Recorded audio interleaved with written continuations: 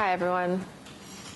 Thank you for that very kind introduction, and thanks, everyone, for the invitation to be here and everyone who helped organize this trip. It's been really fantastic so far, and I'm excited to go on to Bend and Portland. And so I'm Ruba Katrib. I'm the curator at Sculpture Center, as was mentioned, and I'm not really going to talk about my work specifically at Sculpture Center right now. I'm going to sort of launch out of that, but feel free. I guess we'll have a Q&A following, so I can get into other things if you want, or just talk about what I do specifically or the institution. So we got into a little bit of that in the round table that happened earlier, but not all of you were there. So smelling, growing, dying, and melting. Sculpture isn't meant just to be looked at or even walked around. Now it reaches out to touch you. It begs for proximity, breaking through the skin to the body's interior. In a big leap from Michael Fried's concern about theatricality, the theatricality of minimalism in his 1967 text, Art and Objecthood, which I imagine many of you have probably read, where he criticized the demand for minimalist sculpture to require choreography on the part of the viewer and its dependence on architecture. Now it could be said that contemporary sculpture not only directs viewers, relying on their presence to complete it, but goes so far as to enter them. This type of artwork, which often incorporates organic and inorganic substances in fluid situations, speaks to a bodily merger and digestion of sorts. These metabolic notions also complicate the location of the subject, which now can be biologically entwined with the materials and forms on view. Following artists who explore the malleability of materials and their implications, from the scientific to the social and political, this talk is a response to the emergence of new material concerns in current art, grounding the discussion in the works of a few historical as well as new artists, and the inclusion of living materials and sensory elements in contemporary artworks continues to challenge the field of sculpture as determined by site and scale, and focuses more on the potential of its material. I'll give you just a picture here, so it's nicer. Just as notions of entropy influence Robert Smithson, recent scientific and philosophical conversations inform the work of artists today. For instance, soft matter, a term relatively recently introduced in physics to describe substances that are neither only solid or liquid, gels, foams, or liquid crystals, is now a medium in many contemporary artworks, pointing to a more complex understanding of matter and its behavior. Artists use materials that are less static and solid to create works that leak, heat, evaporate, or off-gas. In this light, Duchamp's 50 cc of Paris Air. Let me find that picture really quick.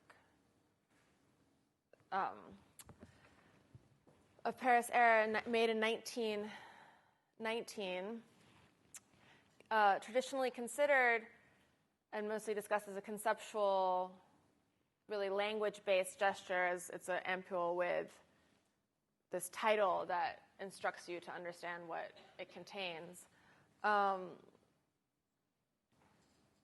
can now be viewed as an expanded material proposition in light of recent practices.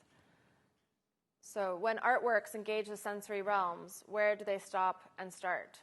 When artworks have the potential to, or actually do, enter our bodies and permeate our flesh, what is our relationship to this work?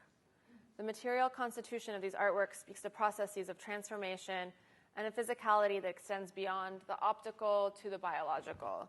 So that's really the shift that I'm speaking about tonight. And I'll rewind in time to 2012 for the first exhibition that I curated at Sculpture Center titled A Disagreeable Object in 2012. And this show, this group show had several artists that were a part of it, and a lot of those artists have entered into a long-standing conversation since about materials and different artistic strategies. So, and some of these things have come up in my work since, but I think actually this show is a really interesting proposition at an interesting moment.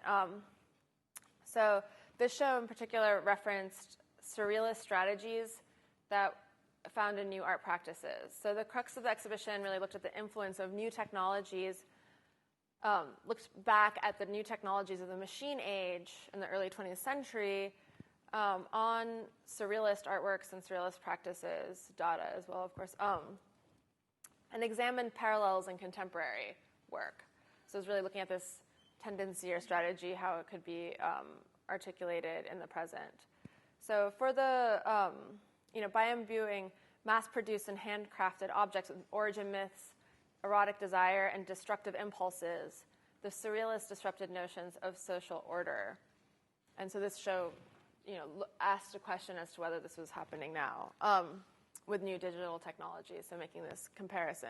And in this image, this is a Charles Long sculpture. This is a sculpture by Camille Henrot, who's a French artist who's become quite known, but this was her first show in the U.S., her first inclusion of show, and these are ready-made objects, like just found objects that she covered in tar, so then their form became recognizable yet unrecognizable, so really working with the uncanny. And then this is a work by Alicia Quade, who's a Polish artist, and it's a set of mirrors that are melting down the side of the wall. I don't know if you can really see it here, but reflecting the space and kind of. And this is a work by Anneke Yi that I'll talk about in a second. So the title of the image, the title of the show referred to a Giacometti sculpture, and I'm going to skip through time here. And this sculpture, A Disagreeable Object, made in 1931, and this is a Man Ray photograph of this sculpture, so you can see the scale of it. But here's this woman holding this object, and it's like part baby, part weapon. It's this phallic object, and the way that she's holding it sort of becomes there's all these multiple meanings associated with this object, and it's also a tool or a weapon, or like a little monster. If you look at, I actually didn't put any other images in it, but it has like a little face on it, like little indented eyes. So I use this as a start to think about a disagreeable object. What does that mean? Something that's a little unsettling, and this was a way of thinking of the uncanny in relation to new machines and production then and today. So for the surrealists, the artisanal craft work found in the flea markets became markers of a passing era as the machine age of mass production was in full swing. So there's this sort of fetishization of the unique object. Meanwhile, this use of the mass-produced object. So really the contemporary strategy was making common things strange, revealing the psychological charge of objects and things made by and passing through a digital era. So this is another view. And really looking at the body in relation to the machine and the object. This is really like the crux of the show.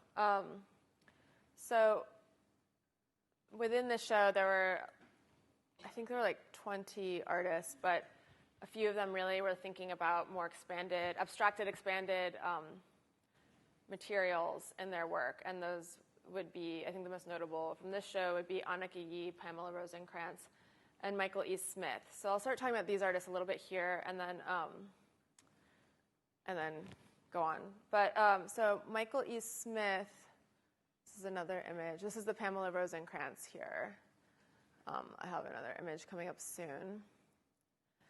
This is a Michael E. Smith work, and it's a group of, you can probably tell what they are, but it's a bunch of Bic pens that he's melted, and then it becomes this kind of creature, and it's balancing precariously on the tips of the pen, and this one's like sticking up, and you can kind of see this interiority within the found object. So by melting it, destroying it, and this gets to this idea of the inform, which is key to the surrealists, and also this show in some way, which was articulated by Bataille, and the inform is speaking to decay, undoing, and his argument around art is not a creative impulse, but more of a destructive impulse.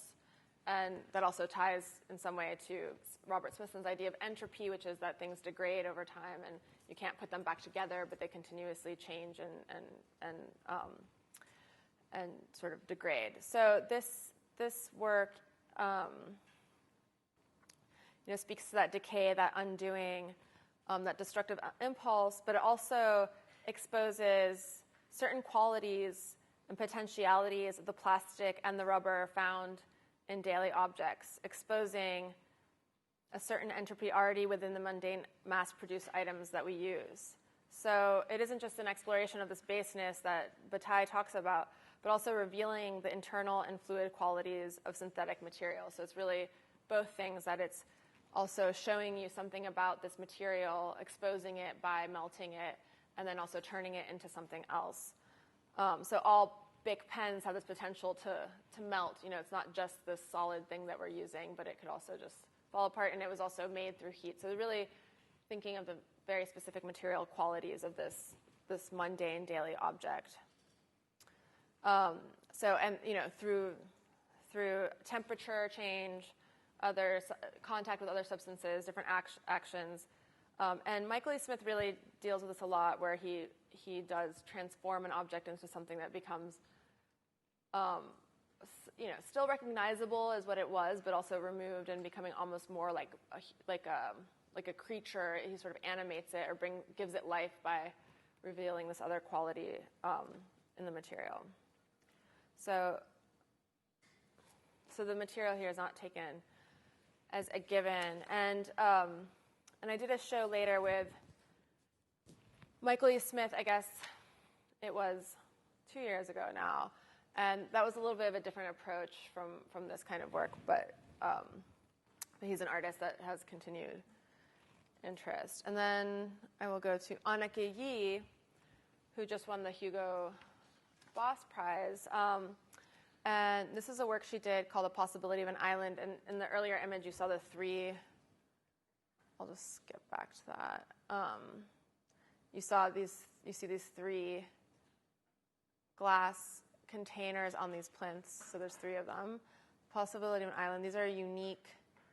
Anneke is really well known at this point for incorporating that changeability of materials in her work, and really started gaining, before she was in the show at the Sculpture Center, she was known for tempura frying flowers. So this is a work called Sister. These are flowers that have been tempura fried, a turtleneck, and you see the grease seeping into the turtleneck and the textile. So for this show, these are these custom glass vessels filled with saline solution and colored contact lenses. And there was a pump, so they're moving around in the container.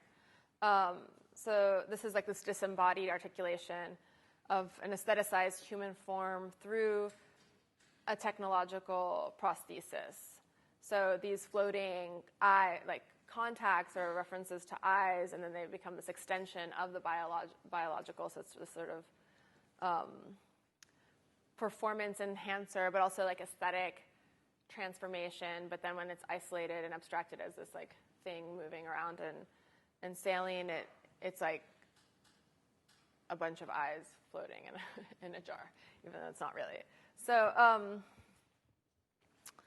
and she's done a lot of work with scent and different things like this. But now I'm going to segue a little bit to talk about the Swiss artist Pamela Rosenkrantz, who represented Switzerland in the last Venice Biennale. She's a young artist also, but still gaining a lot of prominence right now as someone who deals with these particular issues that I'm talking about. And I showed you these. Well, the shoes. She had the shoes, the sneaker circle. But I'll talk about her in relation to Marcel Duchamp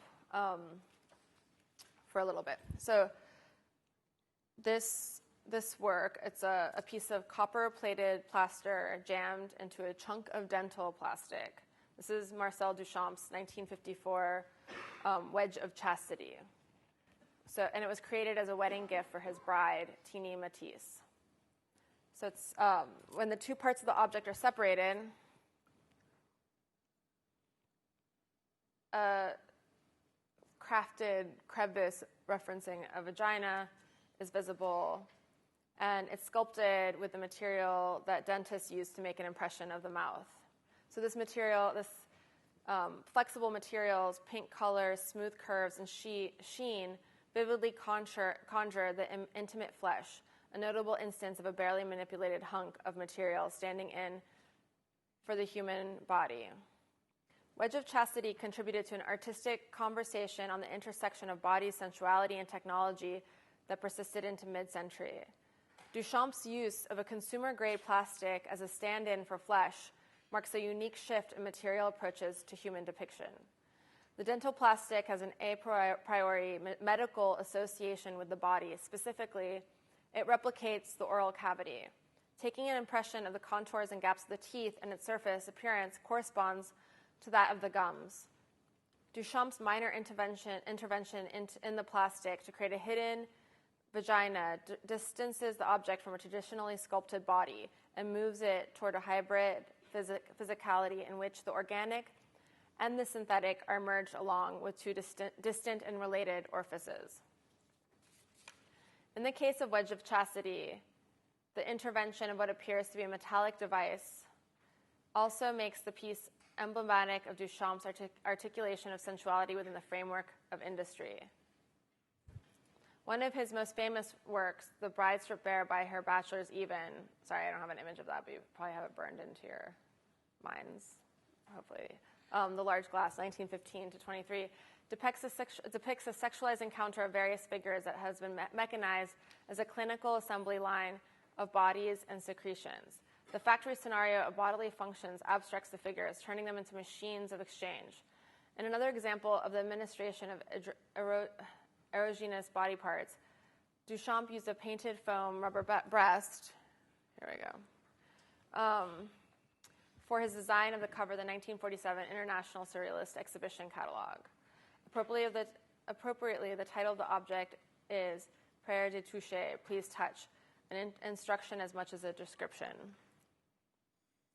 Though the fractured and dislocated body appears regularly in 20th century art from the Cubists on, Duchamp's fragmentation of the Wedge of Chastity is markedly different from, example, André Masson's use of found mannequin parts. Duchamp does not present the body as a ready-made commodity or a mass-produced representation to be manipulated. Its recognizable features are, instead, nearly entirely absent. So it's just really a suggestion of the body. The work posits that it isn't necessary to shape the material into the pelvis to understand that we are looking at a segment of the body. The material itself is enough to evoke flesh. In addition to depictions of the body as part rather than whole, synthetic sculptural materials have appeared in artists' work regularly over the decades, since the pioneering Wedge of Chastity. And that work, like 1954, that work, it's really one of the first examples I can find of an artist using a material like that that's not already like made or mass-produced. It's not a found object. It's really this like new industrial material that is being, molded in relation to the body, or just like presented as like a prosthetic extension of the body through its materiality.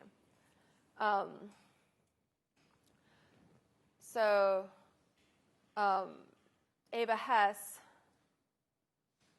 in addition to depictions of the body as part, rather than whole, so Ava Hess saw the sculpture, saw Wedge of Chastity in a Duchamp exhibition in Bern in 1964. And she was one of the first artists to turn to latex, fiberglass, and plastics to represent uncannily bodily forms. And she was really also interested in like the degradation of these materials, like fiberglass doesn't last, and she was interested in the breakdown of it. And used famously toxic materials that then impacted her health and led to her early death, which is, another, not related to like the subject of the work, but is actually interesting, I think, to think about in relation to this very immediate relationship between bodies and materials and objects, in which there was this unintended consequence of using a particular material, and it actually was like absorbed by the artist's body. And then in the 1970s, Hannah Wilke chewed gum and kneaded pencil erasers into rubbery sculptures that resemble vaginas. So these are these erasers. So using, again, like a synthetic material that, just through a slight manipulation and a slight and abstract manipulation starts to represent the bodily form. Mostly vaginas, but I guess that's the thing. Okay, so the technologically abstracted body that these molds and impressions reference was increasingly incorporated into machines, gadgets, and products. In the work of many contemporary artists, these lines break down even further. In our digital age of designer pharmaceuticals, radical medical procedures, rampant consumerism, and environmental crises, the composition of the body is more and more a site of investigation. And skin, as a charged sheath between interior and exterior realms, becomes a porous barrier that new sculpture freely traverses.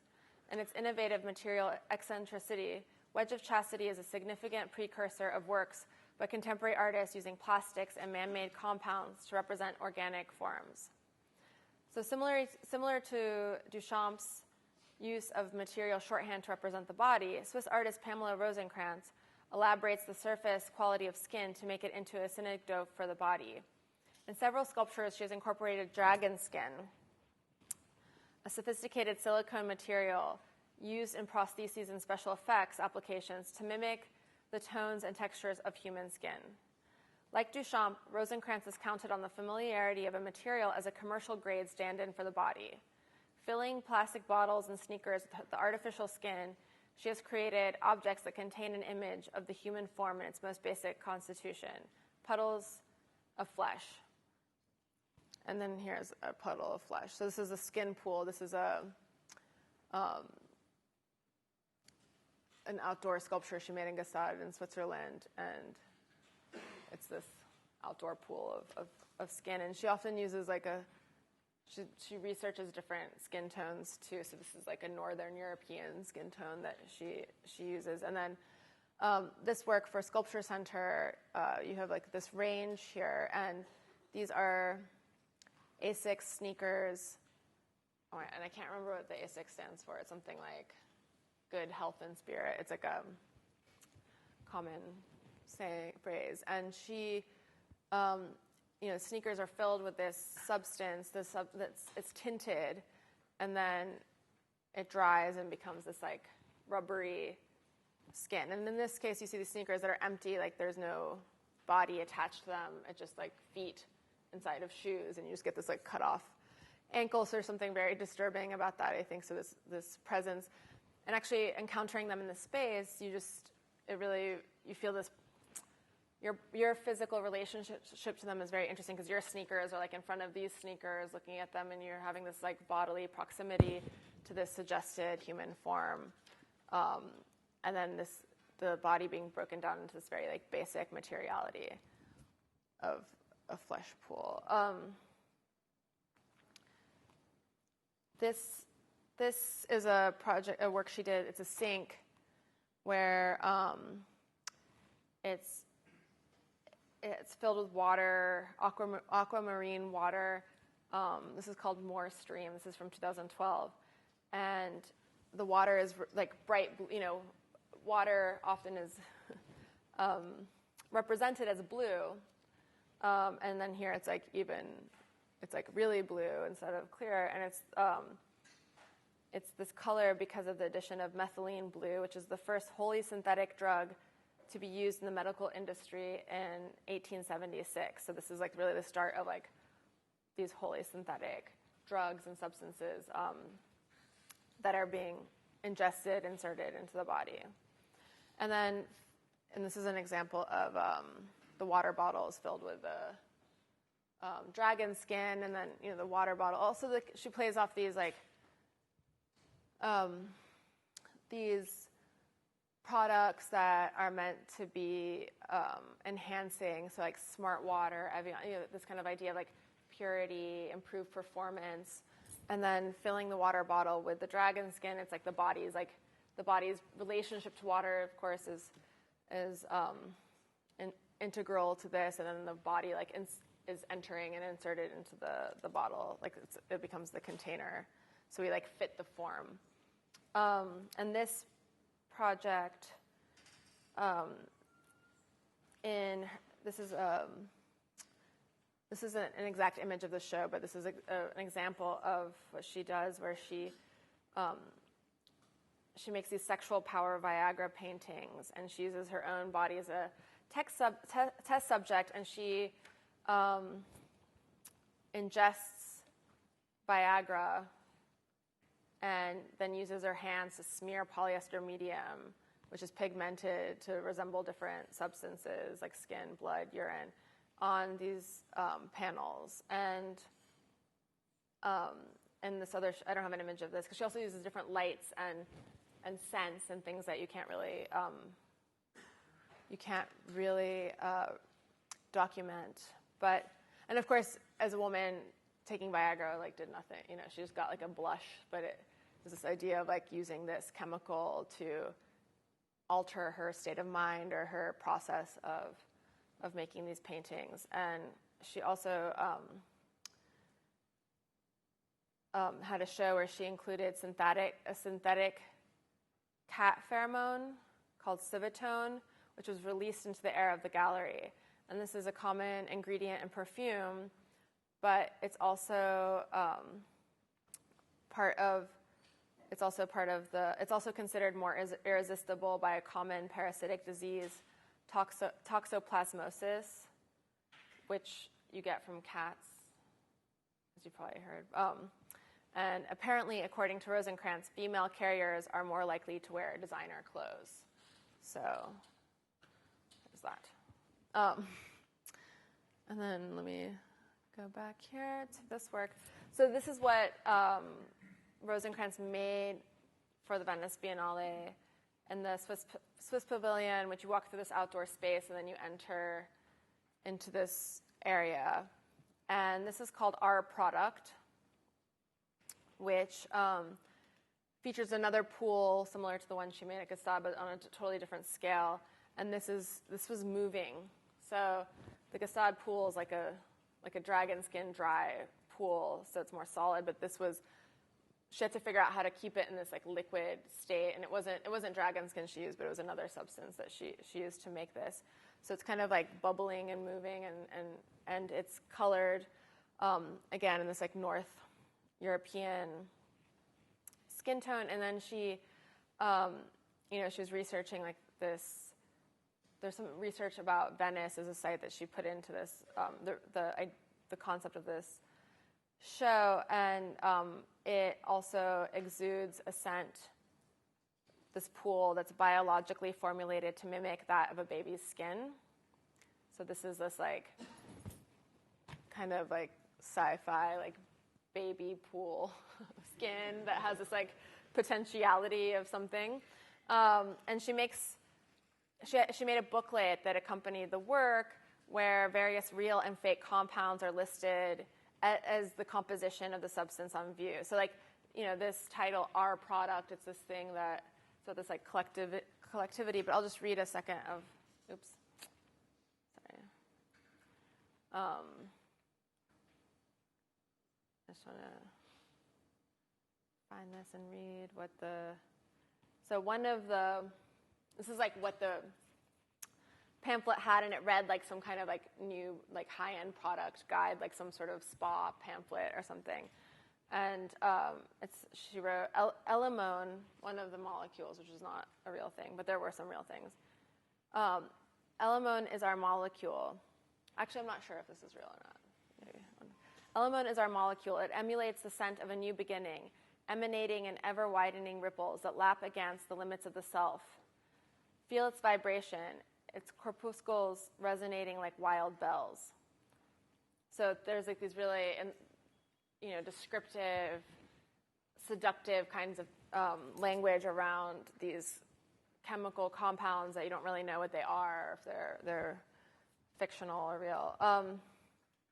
But so here, the legibility of skin does not hinge on the structure of the body, normally shaped into head, torso, and limbs.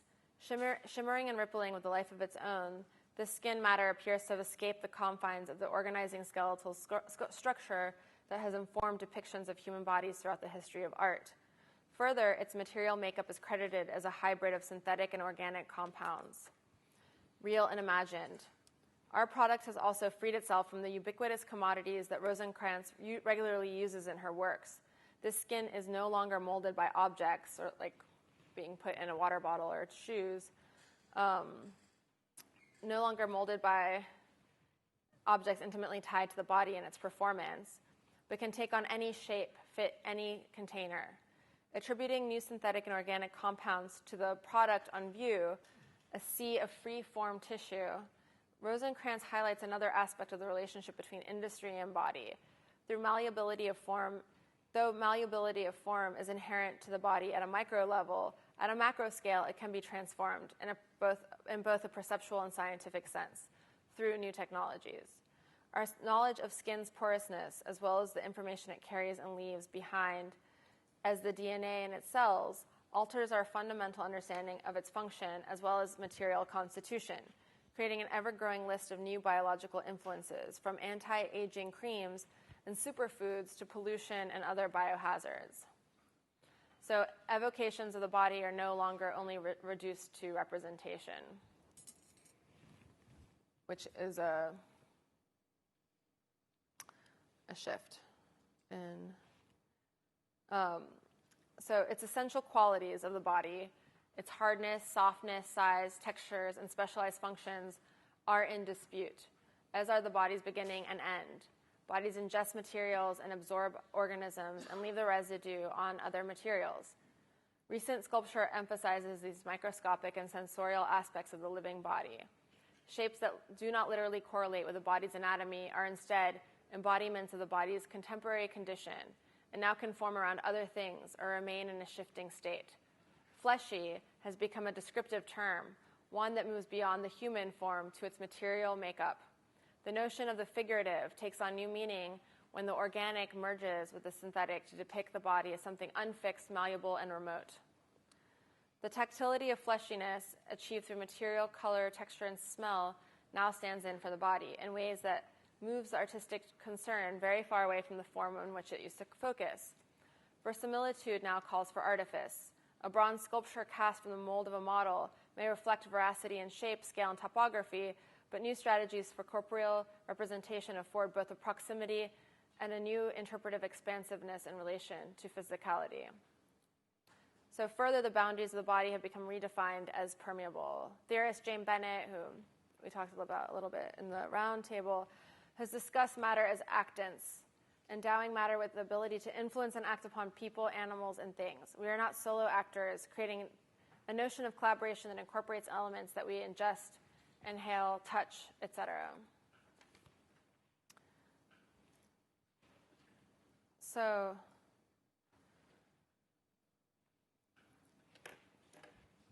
sorry, I lost my mouse here. So going back to a couple of the historic examples I mentioned, like this is Robert Smithson's partially buried woodshed, which was about like something degrading or changing over time.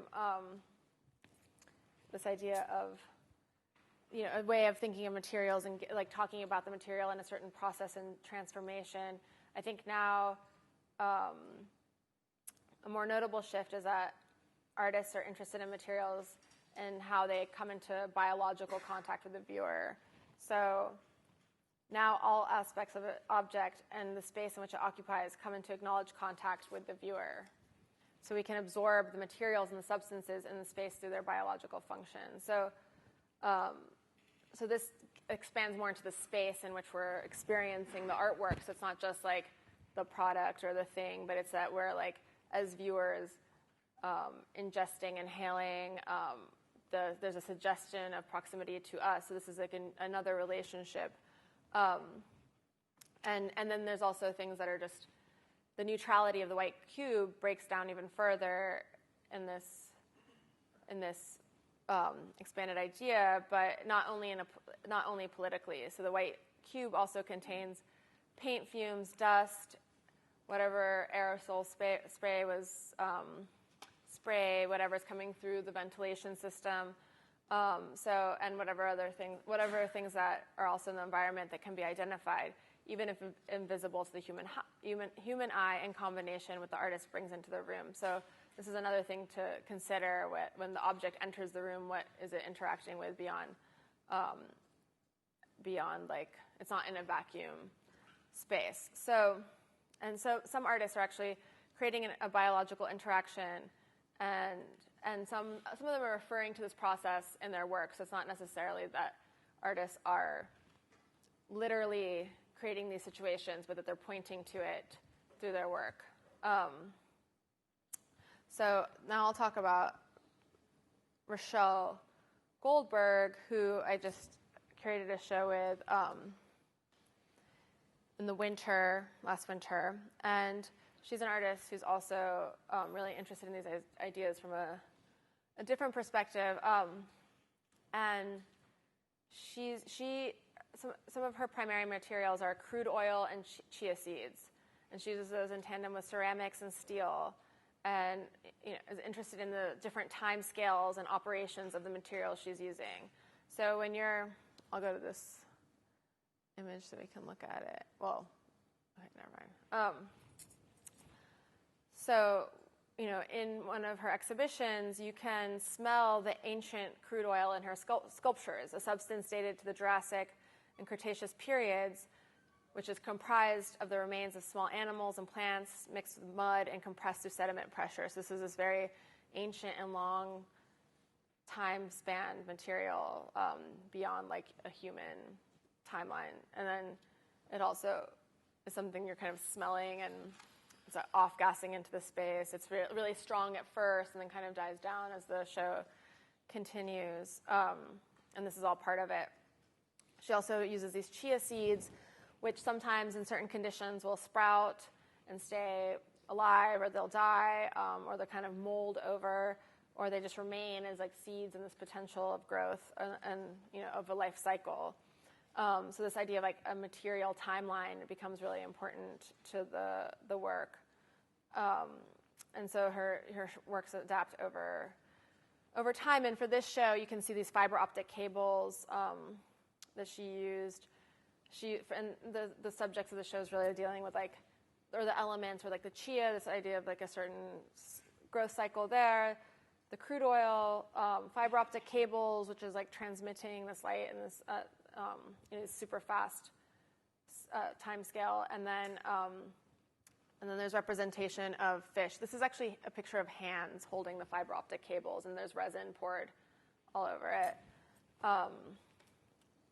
So the engagement with new materials outside of the distinctions of not landscape and not architecture that Rosalind Krauss famously articulated in her essay, Sculpture in the Expanded Field, and really primarily in relation to earth art practices. Contemporary artists like Goldberg take on the biological and chemical functions of substances. Artists like Smithson that I mentioned earlier, and of course Donald Judd, Dan Flavid, Richard Serra, they refer to industry in their works, creating forms out of new materials that were available on the market. So Smithson, dealt with this in the landscape with more natural materials, and someone like Judd took new synthetic materials into the space of architecture. And while artists are still exhibiting in the sites of landscape and architecture, of course, their material use refers to biological functions that enter into sensory elements that change our moods and enter our systems, changes the notion of viewership. That the substances that use could enter our bodies, even if they actually don't, speaks to a breakdown between the boundary between spectator and artwork.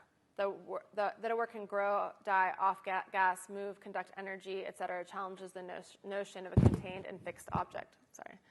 So this is also, I'll go back to Rochelle here, but these are these fish that she made, and they're quite large. They're like a human body size. And this here, she created this mixture of like dirt. Sorry, this is dirt and water.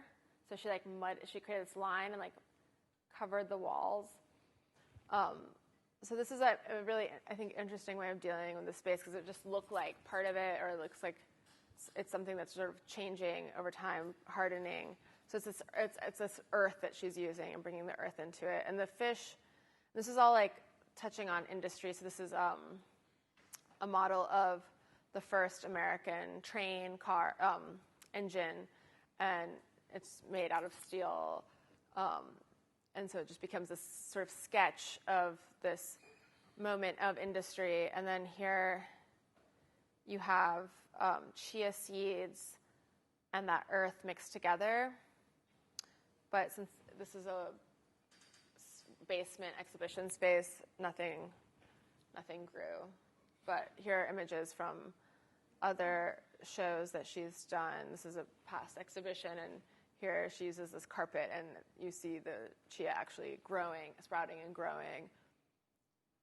And then sometimes she's mixing the chia with the crude oil, and then it can't grow, but it has a different effect. And here, this is a ceramic container that she's created that's filled with crude oil, and it becomes this reflective surface when you look at it.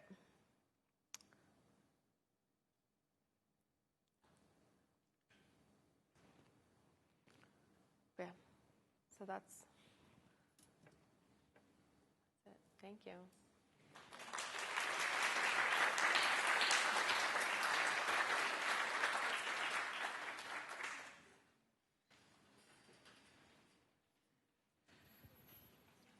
I don't know if people have questions on it. So I think we have time for some questions and discussion. So if anyone wants to ask anything or raise anything.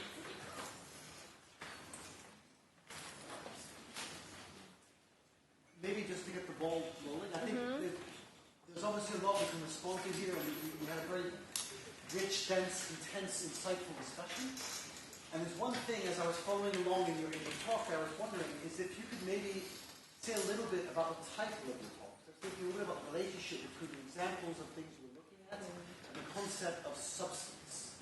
So in a way, I was kind of wondering what you meant by substance in relation to sculpture.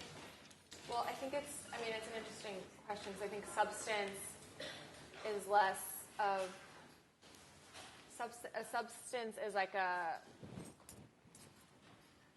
a part of something. It's like an ingredient almost. And it was interesting to think of sculpture as a substance, which is not a fixed thing, but a sort of like, that engages a certain material, like the materials I discussed, like a scent, that sculpture could be a scent, and thinking about that versus, and there have been conversations around like sensory artworks, but I think what's interesting is that a substance is something that you could also like ingest, and that there is that idea of like ingestion, and there's this metabolic notion of a physical relationship to an object, or scent, or a crude oil or a plant or whatever is being used. So. Mm-hmm.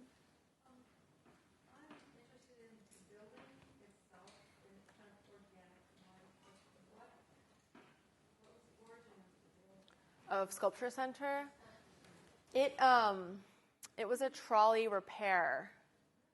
These are old images. Actually, it's kind of different now, but it was built as a trolley repair, and it's been around since the early 1900s.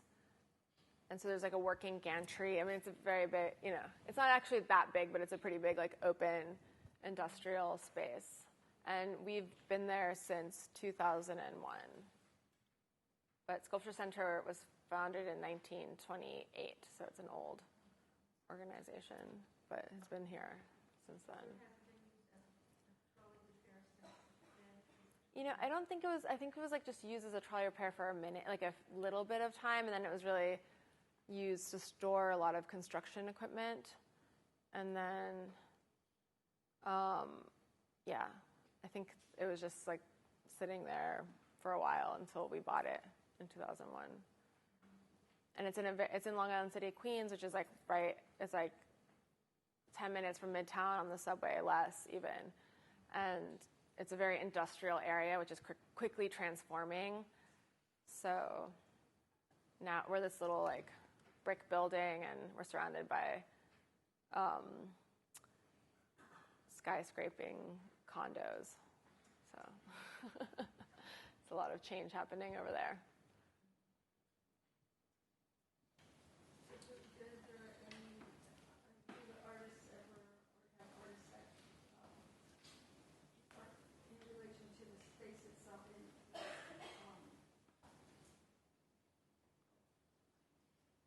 Yes. Yeah. No. Every artist responds to the space somehow. I think every artist like gets an idea or like thinks about it. This show's a little fun. But not specifically what the space itself was, or what it has become, or what it's grown.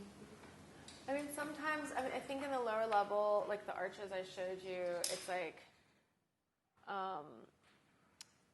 Yeah, there's this industrial quality to the space. A lot of artists respond to that idea of like industry. I mean, it's kind of fun. I feel like a lot of the shows I've been doing have relate back to second industrial revolution, machine age time, which is like also around the time that this building was made, and so there's sort of like this history is present within the building, and a lot of the shows that I do deal with issues around technology, even if it doesn't like look like technology.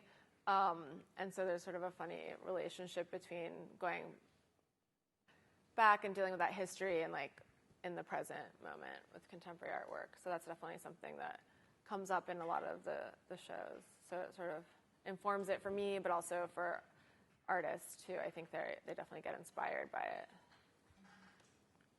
Mm-hmm.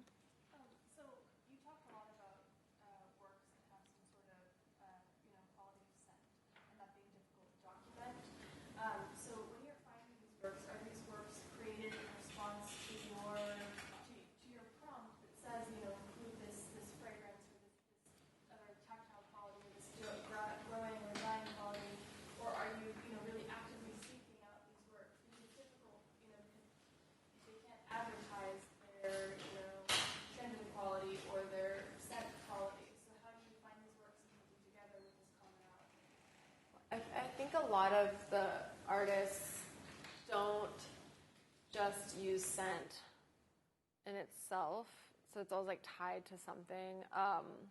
But so for this, I haven't actually worked with that many artists using scent directly. But yeah, the example I made of Pamela with her shows, like those are things she's doing elsewhere, mostly for her solo shows where she has this like contained environment that she's dealing with.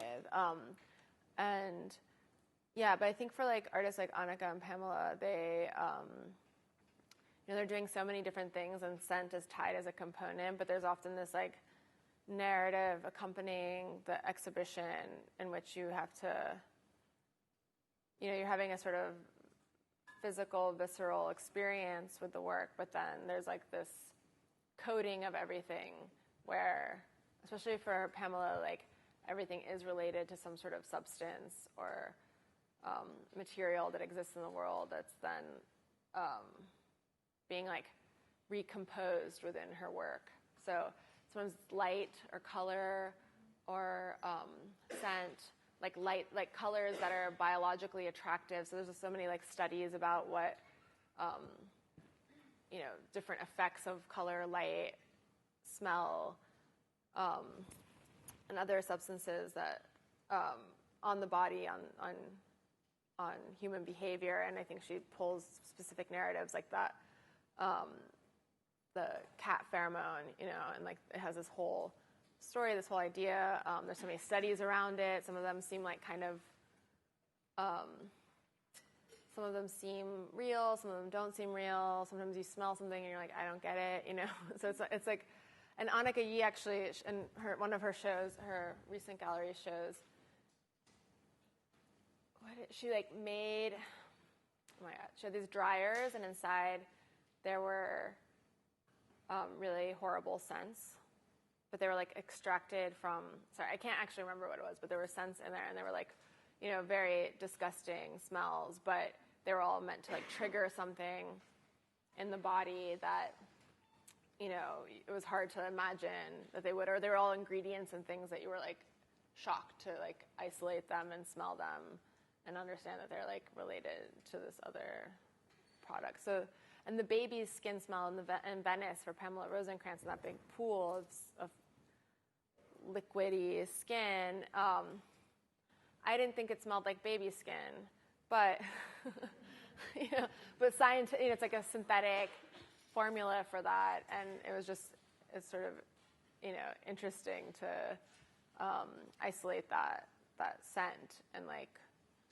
also in a disassociated way, it starts to like register differently. But I think, you know, it's always associated to some other narrative. So even if you're not smelling it, it's like a story of a smell, or like described as a smell, or like sourced as a smell. So there's like that story around it.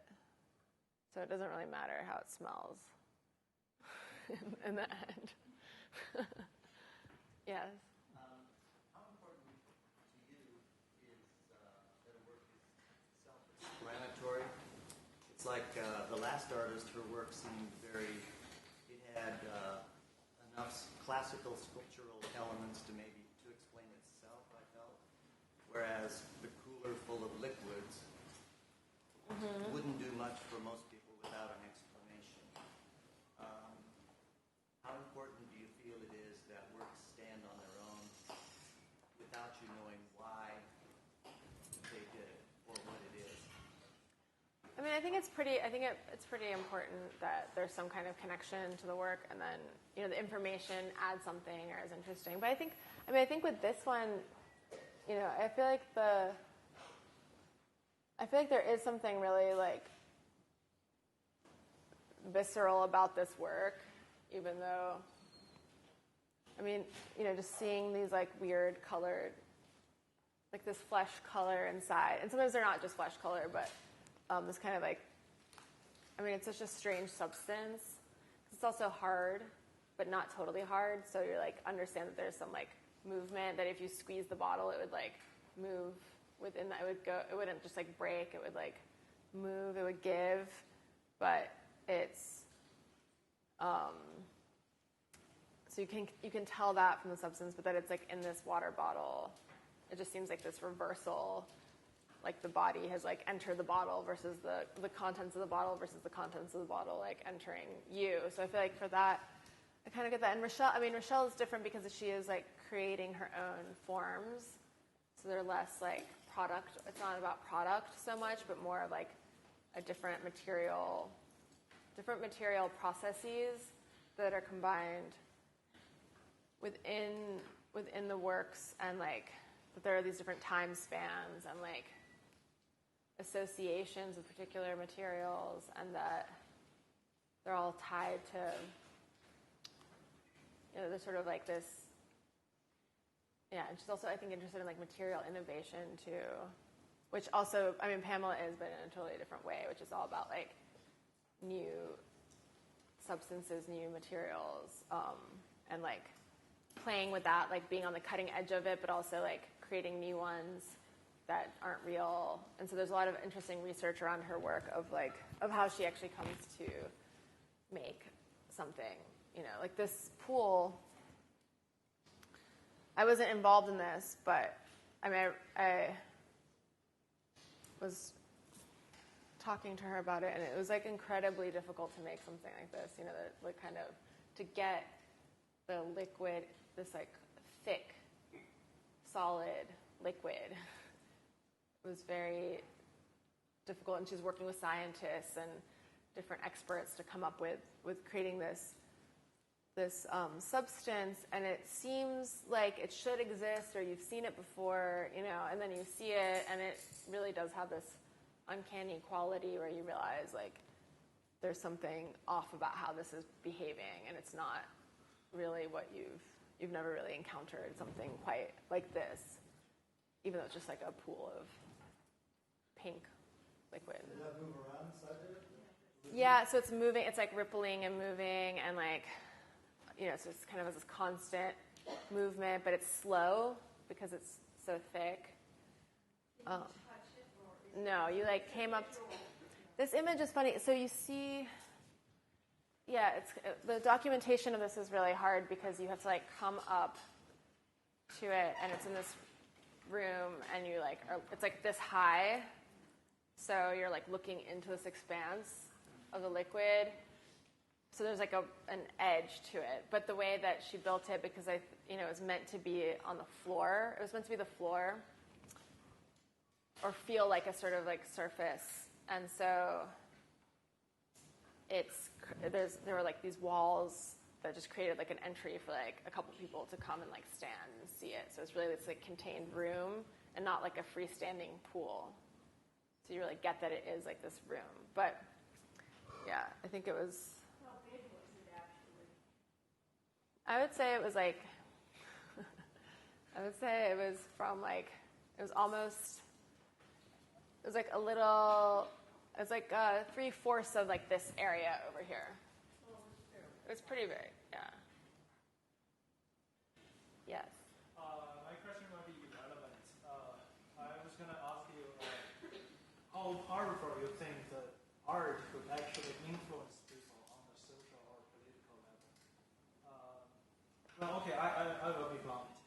Because from the election, we definitely know that Trump's like in the White House now. So I was asking because one of my friend and also his artist, he said like art itself is sometimes a protest and also a resistance. And it's definitely. So I was thinking, is art still powerful enough to actually influence people? Because we are like still fighting for something, and how profound that influence could be, and how long it will stay in our mind and our heart, and also like what if art is not powerful enough, then what kind of media could actually influence us? That's a very good but hard question to answer. But I don't really know how art influences people, but I just know that it's very important to like have that space where people can work with different ideas. And art is like a fantasy space where we're like collectively going and like thinking about things like, if we like, can you believe this? Like if you just saw this on the street, you'd be like, whatever. like that. It gets pretty absurd if you try and think of it like outside of this framework of art. But because of that framework, you're going to stop and think about something. You're going to believe in it as a proposition. There's like an idea of belief and faith when you like walk into an exhibition space, or you're going to see art in which you're investing in an idea, or exploring it, or imagining what it refers to, or what the consequences of it are, or whatever, within this space that's not real. So, I think that is really important to have a space that you can imagine other ways and like try different things. And I think like, there's something like even this pool, which is like such a, it's such an unnecessary thing. You could argue, and it's this huge effort, and it takes a lot of like time and money and investment and caring and research, and there's a lot that goes into this, and all these details are considered, and it's just, I think it's definitely worth it because it generates all these ideas. It creates a space for people to think, differently. It challenges our assumptions. It evokes different experiences, I think. And also, like, just even on the scientific level, if we're going to go there, it's like, I think a lot of artists are researching and innovating with materials and, like, doing things that aren't really necessary for, like, consumer use, but are really interesting as, like, a way to experience material in a different way. Like, there's no, like, use or function for this ever. Maybe one day, but, like, it's interesting that, like, an artist could work with these scientists and come up with a solution of something that they're not going to work on because it's not, like, related to their research or their immediate work. So I think there's a few artists that are doing that right now that are interesting. They're, like, pushing scientists to think about things in different ways based on, like, really absurd proposals. So I think that, like, exploration is important, but I don't know if it changes much. So, or how, Do any of the artists ever use things you can actually consume, like eat? Yeah, I mean, the chia seeds, yeah, I mean, you could eat chia seeds, you could grow them. I mean, the consuming things it's a little tricky because, I mean, of course, the famous example would be like Felix Gonzalez Torres with the candy piles and spills, and they are, candies that are piled in the corner, and you can take it and ingest it, and it's like you're taking a part of this artwork, but they're portraits of people, so it's referencing a body that you're like taking a piece of. So this is, like, I think a famous example, historic one. Yeah, for eating, I'm not. Well, I think it's also like a liability thing for, like, yeah. Usually. I thought it was interesting the water. I mean, even though I didn't mention about that artist or what she doing, different colors, I felt a real visceral kind of a response to that because, like, you see all these different waters in the store, these different, claims on them. I always, rather just have acceptance. I feel like that was weird. You know what I mean? Yeah. And those bottles, different colored things, say, that's kind of strange, Like I mean, a lot of things I can see, commercially. What is it? Why that thing is really, I don't know what it is, or what they're trying to put in me, Yeah, you don't know. So we're almost out of time. I just want to ask if there are any last questions elsewhere in the audience. One here and maybe one there, and then we'll wrap it up. So maybe we could take both questions together, and then we can see if that works. And see, who knows? There might be unexpected connections. I'm wondering, I thought it was interesting you said, like, the idea of the gallery or art as, like, a fantasy space.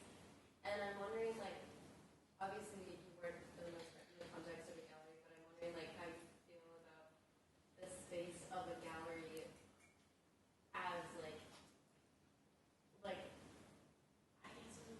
guess I feel like it's, like, hard because it can't actually reach all the people, like, everyone, and, like, yeah, like, the accessibility of it, and, like, I mean, have you ever done any, like, other exhibitions outside of it, like? Yeah, your introduction also involved a conversation about public space and like how do you feel like this is accessible? If you're creating this, fantasy world where you can ask these questions, like how are these questions helping the general public and this gallery space is an accessible world? I don't know if it's, I feel like it's accessible and it's inaccessible. I mean, I think, people go to, like, museums and galleries. It's, like, more common now. Like, if you look at some of the major museums, their attendance figures, it's really big. I think it's pretty, I don't know if art is actually that inaccessible anymore because people are very media literate, savvy, like, accustomed to seeing all kinds of things. So I feel like that idea of like art being, and like out of the realm of like understanding. Like we kind of exist in a fantasy space all the time now. We're like engaging in it continuously. So I don't think it's such a stretch to like go into a physical space and try and like encounter these things and understand them or piece them together. But yeah, I mean, I did do a project on Governor's Island that was like a public art project, but it was also like an anti-public art project because there's so many people, and it is really hard to like make someone go and like look at something and understand it in a space which has a multi-use, a multi-function. You know, it's a park. So we just kind of created like a guide. There were certain objects and things, situations on the island, but you may see it and not even realize that it's an artwork. It's just something that kind of would evoke something or make you see maybe off, or images that may not make sense. And then there was a publication that was handed around on the island for free in these like little newspaper boxes, and you could get that. And there were a lot of prompts within that on how to like, made by artists, on how to experience the island. So it was really like a way of dealing with another sort of presence, but another way of like navigating that space. And one of the projects was like a texting project. You would text this phone number and have like a conversation. So there's so many ways of like presenting artwork or like introducing it, or different publics that you can reach. But I mean, I think what I mean by fantasy space is more just like it's a place in which you're going to look at things on their own terms. So you have to you like know you're entering the space. It's like going into a cinema. You're not going to like ask to believe everything you're seeing on the screen. So there's a suspension of disbelief that happens when you're walking into an exhibition space too, that I think is like maybe under-acknowledged, or I mean, it's just an important arena to have, and a different language that we're working with that's different than like movies, TV, internet, or whatever. Even though it touches on all those things, it's not like it is like another space for that, for a conversation. Do we have time for one last short question? That actually addressed the first half of my question, so I'll just come up afterward and ask it. No worries. Yeah. That was a great question. Okay. Thank you very much, Ruba. Thank you.